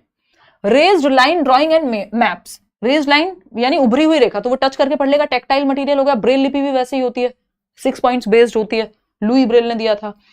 Tactile models of graphic materials, graphic सामग्री के स्पर्शनीय तरीके। हाँ, tactile touch and feel material अच्छा है बच्चे के लिए जो देख नहीं सकता या देखने में दिक्कत है। इलेक्ट्रॉनिकली फॉर्मेटेड लेक्चर ट्रांसक्रिप्शंस, हाँ भाई आपका चैट जीपीटी आजकल इलेक्ट्रॉनिक मतलब बहुत सारे सॉफ्टवेयर हैं ऐसे जो इलेक्ट्रॉनिकली फॉर्मेट करके दे सकते हैं लेक्चर ट्रांसक्रिप्शंस को। क्या है उसमें, इलेक्ट्रिकली आप लिखे हुए को सुन सकते हैं बेसिकली। अगर आपके पास फोन भी आ रहा है, एक दो लर्नर्स हैं जिनको मैं जानती हूँ, उनके पास फोन आता है और वो अगर देख नहीं पाते हैं तो वो फोन बोल के बता देता है, तो अच्छी बात है। ठीक, printed text book and notes, ये खराब तरीका है क्योंकि बच्चा देख नहीं सकता, आप उसको प्रिंटेड किताबें दे रहे हैं, तो ये सबसे खराब तरीका है। बाकी सेंसेस पे आपको वहां फोकस करना है। क्वेश्चन नंबर 18 देखिएगा। देखिए लैंग्वेज थोड़ी सी बड़ी रहती है तो प्रैक्टिस जितनी कर लोगे ना क्वेश्चन पढ़ने की उतना अच्छा है, उतनी जल्दी पेपर सॉल्व हो जाएगा। विच of the following is a correctly matched pair, यानी करेक्टली मैच्ड पेयर कौन सा है, सुमेलित युग्म कौन सा है। पहला है फॉर्मेटिव असेसमेंट यानी एफए जिसको हम कहते हैं, determining what the students can do before and after the class. Summative एसे जिसको हम कह रहे हैं, involves paper pencil test as well as detailed accounts of non written behaviours. Criterion reference test includes mastery of specific topics, या norm reference test जिनको NRTs भी कहते हैं हम, compares performance to that of peers. Peers मतलब साथी सहयोगी, classmate बच्चे के। तो आपको फटाफट से जवाब देना है। रचनात्मक मूल्यांकन वो है जो कि छात्र पहले और बाद में क्या कर सकते हैं, नहीं, ड्यूरिंग की भी बात करता है रचनात्मक जो है कि क्लास के दौरान, सीखने के दौरान क्या होगा। सबमेटिव असेसमेंट जैसे ईयरली या हाफ ईयरली या एनुअल एग्जाम्स जो है आपके, इन्वॉल्व्स पेपर पेंसिल टेस्ट, हाँ बिल्कुल होता है, as well as detailed accounts of non written behaviour. Non written behaviour नहीं, ये तो भैया लिखने पे ही फोकस्ड है, टेस्ट पे। क्राइटेरियन रेफरेंस है, includes mastery of specific topics, नहीं। क्राइटेरियन रेफरेंस टेस्ट का उदाहरण है सीटेट, 90 नंबर ले आओ, मास्टरी से इनको ज्यादा फर्क पड़ा नहीं है, ठीक है ना। जबकि एनआरटी की बात करें तो ये सही है यहाँ पे कि ये कंपेयर करता है परफॉर्मेंस दूसरों से। जैसे केंद्रीय विद्यालय का एग्जाम देंगे, मेरिट बनेगी, दूसरों से कंपेयर होगा आपका जो स्कोर है, वहीं सीटेट में वो चीज नहीं है। सीटेट में आप 90 नंबर ले आइए, किसी का किसी से कोई कंपटीशन नहीं है, ठीक। वो आप लोग पास ही सिर्फ 16% लोग हो रहे हैं, इसमें हम कॉन्सेप्ट क्लियर नहीं कर पा रहे हैं, हमारी गलती है, एज टीचर शायद बहुत अच्छा नहीं कर पा रहे हैं, और एज लर्नर्स आप लोग कहीं गड़बड़ कर दे रहे हैं। नहीं तो इससे बेहतर था रिजल्ट। जब ऑनलाइन में शुरू किया था, मुझे याद है 2018 वाले में एकदम से रिजल्ट बढ़ा था 2016 के मुकाबले, और उसके बाद कई साल तक रहा, फिर डाउन गया है पिछले 2-3 साल में result.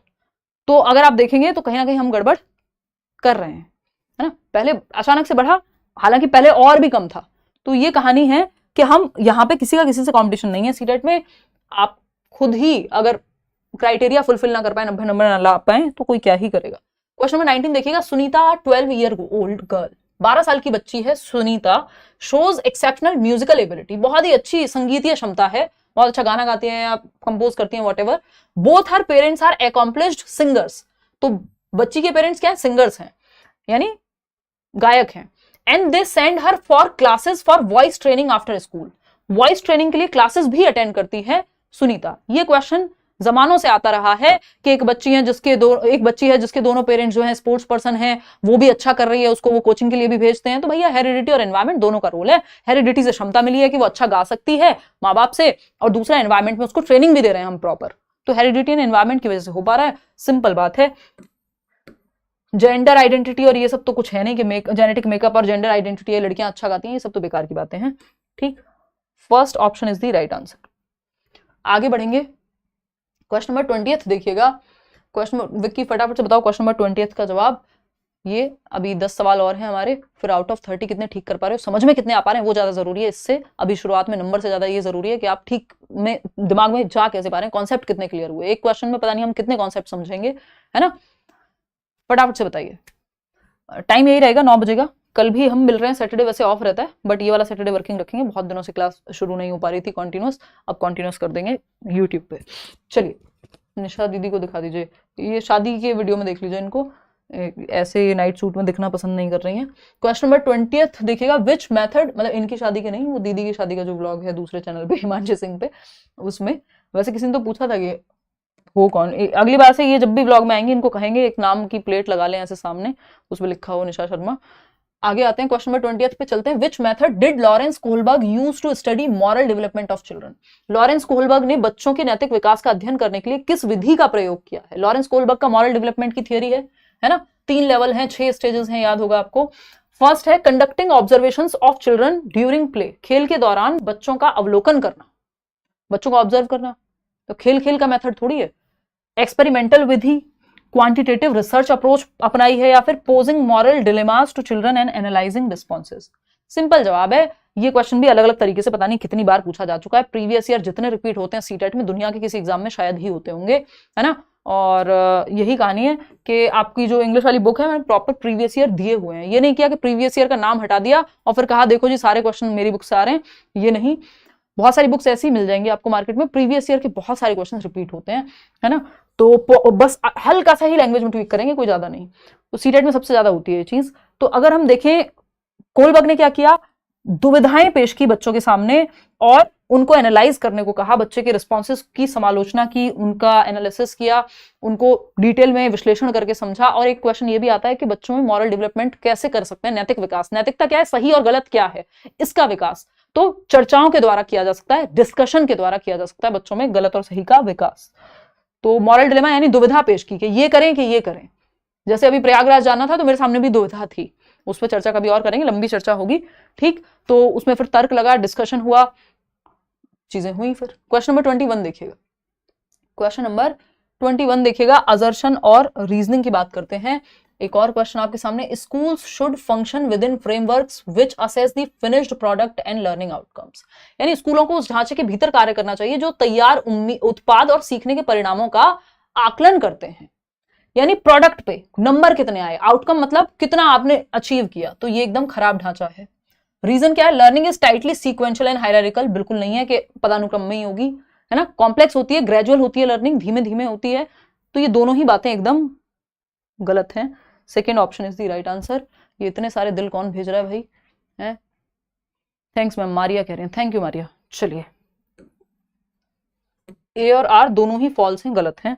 Second option is the right answer. आगे बढ़ेंगे क्वेश्चन नंबर 22 पे। 22वां सवाल आपसे पूछता है ऑटिज्म के बारे में। एक लर्निंग डिसेबिलिटी पे क्वेश्चन आता ही है, चाहे वो डिसलेक्सिया हो, डिस्ग्राफिया हो, ऑटिज्म हो, एडीएचडी हो।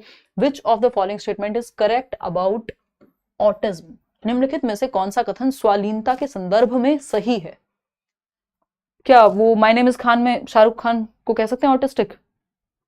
ऑटिस्टिक ही थे शायद वो।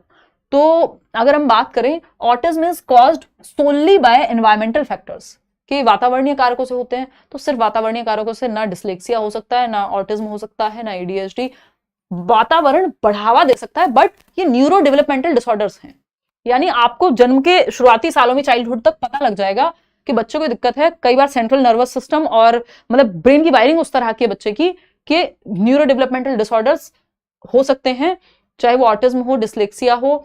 Autism can be cured and improves with age. ये ऐसा नहीं है कि क्योर कर सकते हैं, मतलब पूरी तरह से ठीक कर देंगे, वो तो डिसलेक्सिया भी नहीं होता।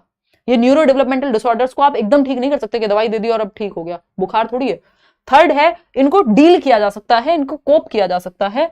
All autistic people have at least one exceptional skill, यानी हर एक ऑटिस्टिक व्यक्ति की कम से कम एक खास चीज होती है, ये जरूरी नहीं है। जनरली होता है कि किसी ना किसी चीज में, ऑटिस्टिक बच्चों की मेमोरी बहुत अच्छी होती है ना, वो सब चीजें, लेकिन जरूरी नहीं है कि यहाँ पे ऐसा हो ही। Autism is a neuro developmental disorder, ये बात एकदम सही है। स्वालीनता एक तंत्रिकीय विकासात्मक विकार है। ऑटिस्टिक बच्चा बेसिकली चीजों को बहुत बार रिपीट करता है, ज्यादा उसको कम्युनिकेशन में दिक्कत होती है, अपनी बात को ठीक से नहीं कह पाता। आपने देखा होगा माय नेम इज खान में भी वो ज्यादा आई कॉन्टेक्ट भी नहीं करता। एनवायरमेंट में अगर बहुत ज्यादा चेंज है तो भी दिक्कत होती है ऑटिस्टिक बच्चे को।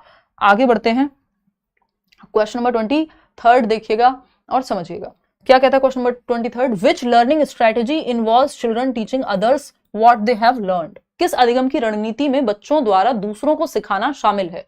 कि बच्चों को जो आता है खुद वो दूसरों को सिखा रहे हैं। जैसे आपको कोई टॉपिक आता है, आप अपने दोस्त को सिखा रहे हैं या अपनी सहेली के साथ चर्चा कर रहे हैं, ठीक, कि भाई ये ऐसे नहीं, ऐसे है, ऐसे ऐसे ऐसे, ये थियरी मुझे पता है। ये क्या कहलाएगा? Expository teaching. एक्सपोजिटरी तो होता है व्याख्यात्मक, कि टीचर आपके दिमाग में भर रहा हो, ये एकदम नेगेटिव है, ये जहां दिख जाए नेगेटिव ही है ये।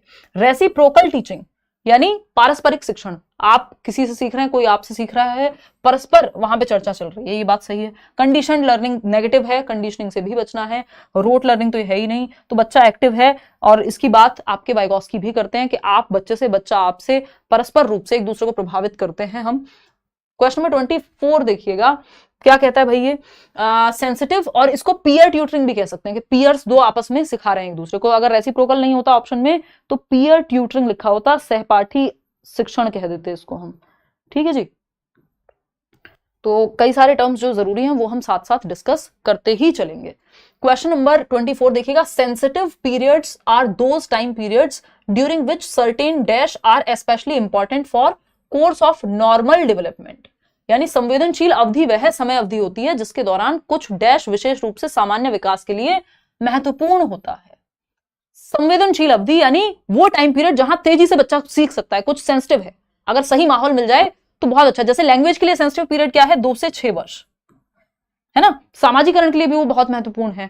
बाकी बहुत सारे जैसे कॉग्निटिव डेवलपमेंट के लिए भी बहुत महत्वपूर्ण है। हम कहते हैं कि बच्चे की पर्सनैलिटी जो है शुरू के 6-7 साल तक विकसित हो जाती है, बाकी फिर तो ऊपर से पेंट ही होना है, ठीक। तो ये सेंसिटिव पीरियड हो गए कि उस समय पे बच्चे को एक टाइम पीरियड है, हम एडोलसेंस में कह रहे हैं बच्चों को अच्छा खाना खिलाओ, बाकी सारी चीजें कराओ, क्यों, हम कहते हैं बढ़ती उम्र है। तो वो क्या हो गया, एनवायरमेंटल, मतलब एनवायरमेंट अगर अच्छा मिले तो वो सेंसिटिव पीरियड है जहां बेहतर विकास हो सकता है। तो एनवायरमेंटल फैक्टर्स की वजह से हम इसको सेंसिटिव पीरियड कहते हैं, या संवेदनशील या क्रिटिकल पीरियड भी कह देते हैं इसको। यानी बहुत ही महत्वपूर्ण काल है, क्योंकि अगर पर्यावरण अच्छा मिल जाए उस समय पे तो नॉर्मल से अच्छा डेवलपमेंट वहां हो जाएगा। हेरिडिटी, जेनेटिक फैक्टर, एथनिक वेथनिक कुछ नहीं, सेंसिटिव पीरियड मतलब एनवायरमेंट से ही बात हो रही है, ज्यादातर केस में आपको यही मिलेगा। क्वेश्चन नंबर 25 देखिएगा, 5 सवाल और रह गए। Students struggling with dyslexia can be taught to read. 5 बजे से क्लासेस चल रही हैं, इतना जो है ब्रेक ले लिया है अब के थकान जल्दी हो जाती है। पहले तो पता नहीं 8-8 10-10 घंटे क्लासेस ही क्लासेस चलती थी। पठन वैकल्य से जूझ रहे छात्रों को पढ़ना सिखाया जा सकता है, बताइएगा। Students struggling with dyslexia can be taught to read. भाई डिसलेक्सिया में क्या होता है, बच्चे स्ट्रगल करते हैं पढ़ने में। 100 को वॉज पढ़ेगा बच्चा, वॉज को 100 पढ़ सकता है, 6 को 9 पढ़ सकता है ना, बी को डी पढ़ सकता है। याद कीजिए तारे जमीन पर में ईशान अवस्थी को, ठीक। तो by giving long and complex passages, लंबे लंबे पैसेज दे दो बच्चे को, तो डिसलेक्सिया वाले बच्चे के लिए तो वो मुश्किल है ना, उसको पढ़ने में डिफिकल्टी, आप बड़े बड़े पैसेज दे रहे हो। Through association method of conditioning, conditioning का प्रयोग आपको नहीं करना पूरे सिलेबस में कहीं भी, है ना, बच्चों को एक्टिव रखना है। थ्रू सिस्टमैटिक फोनोलॉजिकल ट्रेनिंग, चलो ठीक है। By providing higher grade level reading text, बच्चों को बेसिक पढ़ने में दिक्कत हो रही है, आप हायर ग्रेड लेवल दे दो, तो उससे क्या होगा। सिंपल तरीका है डिसलेक्सिक बच्चे के साथ डील करने का, बहुत अच्छा तरीका है। आपको प्रोनाउंसिएशन यानी उच्चारण ठीक कराना है बच्चे का, तब भी फोनोलॉजिकल ट्रेनिंग बहुत काम आती है ना। बच्चा है कोई जो है थोड़ा स्टैमरिंग की, स्टैटरिंग की, तुतलाने की, हकलाने की, ये सारी प्रॉब्लम्स भी हैं अगर कहीं, तो फोनोलॉजिकल ट्रेनिंग काफी हेल्प करती है उच्चारण सही करने में। व्यवस्थित ध्वन्यात्मक प्रशिक्षण, ध्वन्यात्मक यानी फोनोलॉजिकल, फोन जहां आ गया मतलब साउंड की बात हो रही है ना। फोनीम वगैरह भी हम पढ़ते हैं, समय आने में पढ़ेंगे, अभी आप डिस्ट्रैक्ट हो जाएंगे, ज्यादा हो जाएगा। थ्रू सिस्टमैटिक फोनोलॉजिकल ट्रेनिंग, तो फोनोलॉजिकल ट्रेनिंग में कई सारी चीजें होती हैं कि जैसे किसी शब्द को तोड़ के आप कैसे पढ़ सकते हैं, है ना। हम बोलते हैं ना बचपन में आप पढ़ाते हैं कमल कमल, तो वो रिदम राइम से जोड़ देते हैं कई बार आप, बैट कैट सेट, कई सारे शब्द ऐसे राइमिंग एक साथ बच्चे को बता दिए। प्रोनाउंसिएशन में कहीं दिक्कत हो रही है तो तुड़वा के इंग्लिश, अगर वो इंग्लिश एक बार में नहीं बोल पा रहा है तो ठीक, तो वो फोनोलॉजिकल राइमिंग वर्ड्स को यूज कर सकते हो, तोड़ के वर्ड्स को यूज कर सकते हो, तो बच्चे को थोड़ी आसानी होती है पढ़ने में जब उसको नॉर्मल में दिक्कत आ रही है। मैम जी बैच नहीं ले सकते हूँ, यूट्यूब पर क्लास होगी क्या? बिल्कुल होगी विक्की, यूट्यूब पे इस बार भरपूर क्लास होगी, पिछली बार तबियत खराब हो गई थी, 2 महीने क्लास नहीं हो पाई थी, है ना। देखो एक बार बिल्कुल होगी, यूट्यूब पे होगी, देखिएगा। चलिए आगे बढ़ते हैं, क्वेश्चन नंबर 26, और इतना कुछ है मैराथन वगैरह। देखो क्वेश्चन नंबर 26 देखिएगा, विच of the following question promotes analytical thinking, यानी विश्लेषणात्मक चिंतन को कौन बढ़ावा देता है। देखिए थिंकिंग तो की इंपॉर्टेंट है, की कंपोनेंट है आपके लिए पूरे सिलेबस में। बच्चे की थिंकिंग को आपको डेवलप कराना है, सोचना सिखाना है बच्चे को, प्रॉब्लम सॉल्विंग सिखानी है, ये सारी चीजें होनी चाहिए, ठीक। फटाफट से कमेंट करके बताओ या पोल में बता दो कौन सा जवाब यहाँ पे सही होगा। ये है आपका 26 क्वेश्चन, 26वां सवाल, फटाफट से बताइए। निम्न में से कौन सा प्रश्न विश्लेषणात्मक चिंतन, यानी आप मान लीजिए सीटेट में फेल हुए तो आप फेल क्यों हुए इसमें विश्लेषण कर सकते हैं आप, कि इस सब्जेक्ट में इतने नंबर, इसमें ज्यादा, इसमें कम, यहाँ ज्यादा दिक्कत होती है मुझे, और मैं क्यों फेल हुआ, क्या कारण हो सकते हैं, इस बार ऐसे करेंगे, इस तरह के क्वेश्चंस में दिक्कत है, मतलब आप तोड़ के देख रहे हैं चीजों को, एनालाइज कर रहे हैं, ठीक। तो एनालिटिकल थिंकिंग के लिए कौन सा क्वेश्चन है, यानी जिस क्वेश्चन से दिमाग पे जोर पड़े, सिंपल वो क्वेश्चन ढूंढ लो, इस तरह के सारे क्वेश्चन सॉल्व हो जाएंगे। जहां सबसे ज्यादा सोचना पड़े वो सवाल सही है, चाहे वो डाइवर्जेंट थिंकिंग हो, एनालिटिकल हो, क्रिटिकल थिंकिंग हो, सिंपल फंडा है ये, बिल्कुल बेसिक ट्रिक है। What is the total population of India, तो भाई ये तो बता दोगे, है ना, इतनी बार आपने सुन लिया है, कितने अभी हम 150 करोड़ के करीब हो रहे हैं शायद, तो मतलब एक नंबर है इसका, कि आप गूगल सर्च करेंगे या फिर आपको पता भी होगा तो सिंपल एक वन वर्ड जवाब है, इसमें थिंकिंग पे कोई खास जोर नहीं पड़ रहा। ये है रिकॉल बेस्ड आंसर, जिसमें आपकी मेमोरी यूज हो रही है, स्मृति यूज हो रही है बस। ठीक। सेकेंड है what are the various causes of increase of population in India. भारत में जनसंख्या वृद्धि के विभिन्न कारण क्या हैं? भाई पॉपुलेशन बढ़ क्यों रही है? अब इसके विभिन्न कारण होंगे, अलग अलग दिशाओं में सोचना पड़ेगा, एनालिसिस करना पड़ेगा। तो ये आपका प्रॉपर इसमें दिमाग पे सबसे ज्यादा जोर पड़ेगा। फिर बाकी के दो ऑप्शन भी देख लेते हैं। थर्ड है the capital city of India. आप भैया लिख दोगे भैया दिल्ली है, न्यू दिल्ली है, जिसका जो मन करेगा, मतलब जवाब तो एक ही होगा ना। How many states are there in India, आप बता दोगे, है ना। फिर ये क्या होगा, इनमें सोचने में नहीं बल्कि मेमोरी पे, रिकॉल बेस्ड है ये। सबसे ज्यादा दिमाग पे जोर सेकंड ऑप्शन में पड़ेगा, भारत में जनसंख्या वृद्धि के विभिन्न कारण क्या हैं, क्यों हो रही है। तो इसमें बहुत कुछ सोचना पड़ेगा आपको। क्वेश्चन नंबर 27 देखिएगा, ये क्या कहता है भाई, असर्शन यानी कथन और रीजन है कारण। Teachers should give lot of opportunities to children for experimentation and discuss examples and non examples. भैया बच्चों को एक्सपेरिमेंट करने के मौके देने चाहिए, सही है, बच्चों को एक्टिव रखना है, सिंपल फंडा है अपना। नॉन एग्जाम्पल्स और एग्जाम्पल्स, एग्जाम्पल्स होते हैं डायरेक्ट के। निशा तुम्हें ये पता है, मजाक कर रही हूँ, एक तो राहुल से इतनी इन्फ्लुएंस्ड हूं मैं, मेरा शाह और शाह। देखो एक बार भाई मजाक नहीं उड़ाया जा रहा है, मैं बहुत जल्दी लैंग्वेज पिक करती हूँ, मेरे साथ ये प्रॉब्लम है। मेरा एलईडी बहुत स्ट्रांग है बचपन से, और ये थोड़ा होता है मेरे साथ। तो मैंने बचपन में कभी शाह और शाह की गलती नहीं की, बट 2018 से जब से राहुल जीवन में आया है, तो हमारे ये श्रेय हम राहुल को खुलेआम देते हैं। देखिए, और उसका वो क्षेत्रीय प्रभाव है, जब आप लैंग्वेज पढ़ेंगे तो मैं बताऊंगी ये क्यों होता है। ठीक, तो निशा ये माउस है, और ये है एग्जाम्पल कि देखो माउस ऐसा होता है, लेकिन मैं कहूं ये माउस नहीं है, तो ये नॉन एग्जाम्पल है। इनडायरेक्टली क्लियर हो रही है ये चीज। ठीक है, कि बर्ड्स दिखा करके आप कह रहे हैं, चिड़िया दिखा करके कि चिड़िया दिखा करके आप कह रहे हैं कि ये बर्ड होती है। बच्चों आप कुछ और दिखा रहे हैं, आप बिल्ली दिखाई, आपने कहा ये बर्ड नहीं है, तो क्लैरिफिकेशन हो रही है। ठीक है ना, आपने पानी दिखाया और आपने मरकरी दिखाया, पारा जिसको हम कह रहे हैं, तो वो पानी क्या नहीं है, उसका एग्जाम्पल नॉन एग्जाम्पल हो गया वो। तो इनडायरेक्टली जो चीज क्लैरिफाई हो, तो a constructive way of dealing. हाँ, तो नॉन एग्जाम्पल अच्छे होते हैं, बच्चा एक्टिव रहता है, ये बिल्कुल ट्रू है बात। A constructive way of dealing with misconceptions in children is to provide counter examples। ये भी सही है कि बच्चों में अगर गलत धारणाएं बन जाए, जिनको नाइव कॉन्सेप्शंस कहते हैं, ऑल्टरनेटिव कॉन्सेप्शंस कहते हैं, तो उसके लिए आप विपरीत उदाहरण प्रस्तुत कर सकते हो। कि बच्चों को अगर लगता है कि पानी का रंग हरा होता है, तो आप उसको ऑप्शंस दिखा सकते हो कि भैया पानी का रंग तो फिर ऐसे और 4 ऑप्शंस हैं, तो कलरलेस होता है वाटर, तो आपको काउंटर एग्जाम्पल प्रेजेंट करना पड़ेगा। तो ये बात भी ट्रू है, दोनों बातें ट्रू हैं। तो हम चले जाएंगे थर्ड ऑप्शन के साथ, आगे बढ़ेंगे। नेक्स्ट क्वेश्चन, क्वेश्चन नंबर है 28। बस 2 सवाल और, फिर आप अपने घर और मैं अपने घर पहले से ही हूँ, और आप भी अपने घर पहले से ही हैं, है ना। ये तो ऑफलाइन में ही हो सकता है बस। हाँ, निशा को अपने घर जाना है, राहुल को जाना है, दीपांकर जा चुके हैं शायद, दलिया बन गया।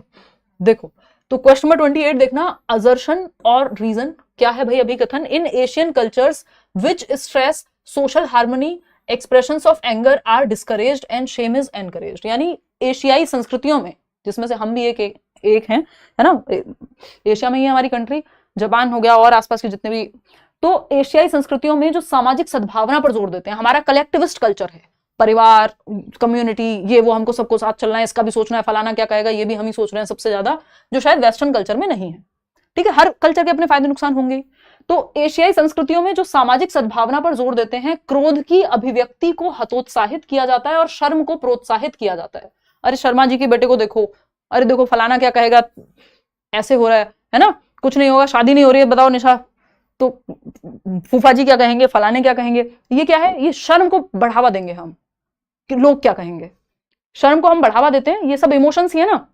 और इसको एंगर को हम हतोत्साहित करते हैं कि गुस्सा कैसे कर सकते हो, बड़ों ने कह दिया है, कह दिया ना कह दिया। याद कर लीजिए मूवी कौन सी है वो, कभी खुशी कभी गम, मोहब्बतें के अमिताभ बच्चन को याद कर लीजिए, अमिताभ बच्चन के पुराने सारे रोल याद कर लीजिए।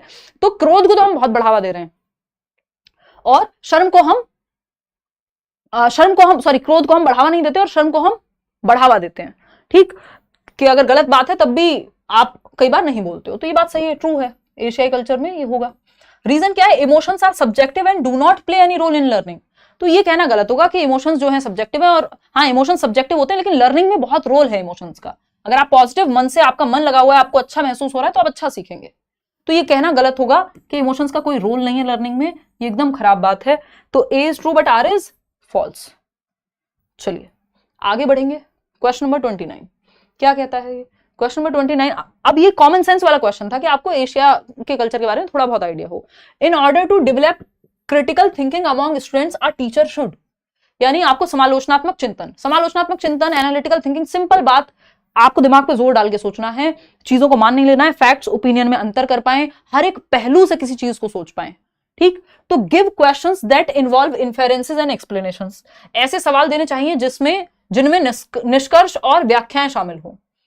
अवॉइड करने ऐसे क्वेश्चन जहां पे नीड हो इन्फेरेंस और एनालिसिस की। भाई एनालिसिस नहीं होगा तो क्रिटिकल थिंकिंग नहीं हो पाएगी, क्योंकि आप एनालिसिस में चीजों को तोड़ के देखते हो, अलग अलग पक्ष से देखते हो, तो ये तो गलत हो जाएगा। आस्क ओनली वैसे क्वेश्चन जहां पे सिंगल आंसर हो, वन वर्ड आंसर। तो भारत की कैपिटल क्या है, तो ये तो फिर वन वर्ड आंसर हो गया। कितनी पॉपुलेशन है, वन वर्ड आंसर हो गया। तो इसमें दिमाग पे जोर तो पड़ा नहीं, जब तक दिमाग पे जोर नहीं पड़ेगा दिमाग बेहतर नहीं होगा। फोर्थ ऑप्शन है discourage the students from asking doubts and questions, बच्चों को डाउट और क्वेश्चन नहीं पूछने दोगे तो कहां से वो सोच विचार कर पाएंगे। तो फर्स्ट ऑप्शन ही सही है, ऐसे सवाल देने चाहिए जिनमें निष्कर्ष और व्याख्याएं शामिल हो, यानी give questions that involve inferences and explanations, यानी ऐसे सवाल दीजिए जहां पे निष्कर्ष तक पहुंचने का मौका मिले, बच्चे को एनालाइज करना पड़े, दिमाग पे जोर डालना पड़े, चारों तरफ सोचना पड़े, अलग अलग पहलुओं पे। लास्ट क्वेश्चन है भाई आज का, क्वेश्चन नंबर 30।